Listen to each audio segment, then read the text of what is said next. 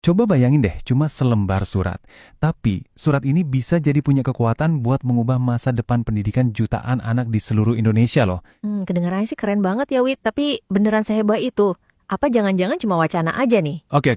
Di pembahasan kali ini, kita bedah bareng-bareng nih buktinya. Jadi siapin opini kalian ya, dan langsung aja ramaikan kolom komentar. Oke, kita nggak usah lama-lama. Ini dia sumber utamanya.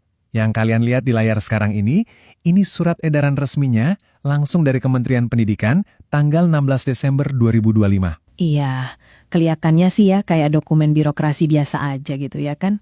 Tapi jangan salah, isi di dalamnya ini bisa jadi awal dari sebuah lompatan besar buat pendidikan kita.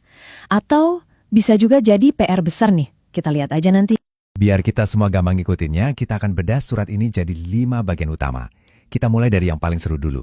Internet super cepat buat sekolah-sekolah. Betul. Terus kita lanjut, apa sih misi di baliknya? Siapa yang pegang proyek ini? Terus gimana proses pengirimannya? Dan yang paling penting, apa artinya ini buat masa depan pendidikan digital kita? Yuk, langsung aja kita mulai dari poin pertama.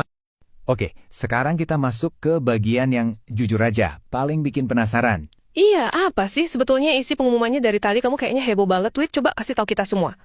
Dan ini dia jawabannya. Surat ini jelas banget nyebutin nama penyedianya adalah Internet Starlink. Wow, Starlink. Beneran loh, ini bukan merek sembarangan. Ini teknologi yang lagi jadi omongan di seluruh dunia dan sekarang bakal ada di sekolah-sekolah se-Indonesia. Nah, ini baru namanya gebrakan kan? Oke, buat yang mungkin belum familiar, Starlink ini bukan internet biasa yang pakai kabel ya. Ini internet satelit. Artinya, dia bisa menjangkau daerah-daerah paling terpencil sekalipun yang mustahil deh kalau mau narik kabel fiber optik ke sana. Nah, itu dia poinnya. Buat negara kepulauan kayak Indonesia, yang banyak banget sekolahnya ada di daerah 3T, ya kan? Teknologi kayak gini tuh bener-bener jadi jawaban. Solusi pamungkas buat masalah koneksi internet selama ini. Tapi tunggu dulu, ada yang lebih bikin kaget lagi. Coba deh lihat bagian ini nih. Waduh, ini nih. Di suratnya ditegaskan kalau semua ini tidak dipungut biaya. Alias gratis, 100% gratis buat sekolah-sekolah yang dapat. Beneran loh, kalian nggak salah baca. Pasti kita semua langsung mikir kan, kok tiba-tiba ada program segede ini? Ada angin apa nih? Nah, itu dia. Apa sih sebetulnya tujuan jangka panjang pemerintah? Dan ya, kenapa baru sekarang? Kenapa nggak dari dulu-dulu aja gitu? Ternyata jawabannya ada di surat ini juga. Tertulis jelas tujuannya untuk percepatan pelaksanaan digitalisasi pembelajaran. Jadi clear ya teman-teman, ini bukan sekedar program bagi-bagi internet gratis. Ini adalah bagian dari sebuah rencana strategis yang lebih besar. Ada misinya. Terus artinya apa sih digitalisasi pembelajaran itu? Ya, tujuannya mulia banget. Biar nggak ada lagi tuh kesenjangan antara sekolah di kota besar sama yang di desa terpencil. Betul, jadi semua siswa dimanapun mereka berada punya akses yang sama ke sumber belajar online terbaik. Dan yang paling penting, mereka jadi punya bekal skill digital buat masa depan. Udah nggak ada lagi deh nanti alasan, maaf bu, susah sinyal. Oke, programnya keren, tujuannya juga mulia. Udah jelas? Tapi pertanyaannya sekarang, siapa yang bertanggung jawab sama proyek raksasa ini? Penting loh, biar kita semua bisa kawal bareng-bareng pelaksanaannya. Kalau kita lihat di kop suratnya, yang pegang proyek ini adalah Direktorat Jenderal Pendidikan Anak Usia Dini, Pendidikan Dasar, dan Pendidikan Menengah. Nah, itu dia. Artinya ini program serius bukan main-main. Dikawal langsung sama pemerintah pusat. Jadi ada institusi yang jelas yang bertanggung jawab. Oke, dari hal-hal besar, sekarang kita beralih ke info yang lebih praktis nih. Ini penting banget buat Bapak Ibu guru atau orang tua yang nonton. Nah, ini nih yang ditunggu-tunggu. Gimana caranya sekolah bisa dapat internet ini? Prosesnya ribet nggak sih? Penuh birokrasi kayak biasanya nggak? Dan ternyata prosesnya dibikin super simple, cuma 3 langkah. Pertama, sekolah cukup pastiin data kontak di sistem Dapodik itu sudah yang terbaru. Kedua, tinggal tunggu aja dihubungin sama tim pengirimannya.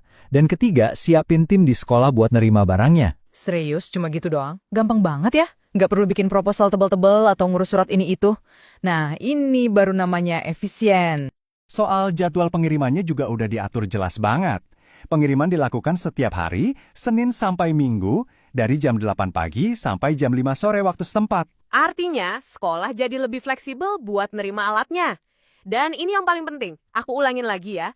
Semua proses ini, dari pengiriman sampai pemasangan, itu bebas biaya. Nggak ada biaya-biaya tersembunyi. Oke, setelah kita bahas semua detail teknisnya, coba sekarang kita mundur sedikit deh. Kita lihat gambaran besarnya. Iya, sebenarnya apa sih arti dari semua ini buat masa depan pendidikan di Indonesia? Apa ini benar-benar bakal jadi, ya istilahnya game changer? Jadi kalau ditarik kesimpulan, ini udah bukan sekedar soal bagi-bagi internet gratis lagi. Ini tuh investasi pondasi buat menciptakan sistem pendidikan kita jadi lebih terhubung dan modern. Dan yang paling krusial, lebih adil. Adil buat semua anak Indonesia, dari Sabang sampai Merauke. Jadi, ini bukan cuma ngomongin teknologi, tapi ngomongin keadilan sosial di bidang pendidikan. Ini soal membangun masa depan bangsa kita. Nah, ini semua membawa kita ke satu pertanyaan penting yang pengen banget kita lempar ke kalian semua yang lagi nonton. Menurut kalian, perubahan nyata apa sih yang bakal terjadi di sekolah-sekolah kita kalau ada internet super cepat ini? Peluang-peluang baru apa yang kira-kira bakal terbuka buat siswa-siswa di seluruh pelosok negeri? Kita pengen banget dengar pendapat kalian soal gebrakan ini. Coba deh, tulis pemikiran kalian, entah itu setuju, nggak setuju, atau punya pandangan lain di kolom komentar di bawah ya. Dan kalau menurut kalian pembahasan kita kali ini bermanfaat, jangan lupa klik tombol suka dan bagikan ke yang lain, biar diskusinya makin rame. Terima kasih banyak udah menyimak, sampai ketemu lagi.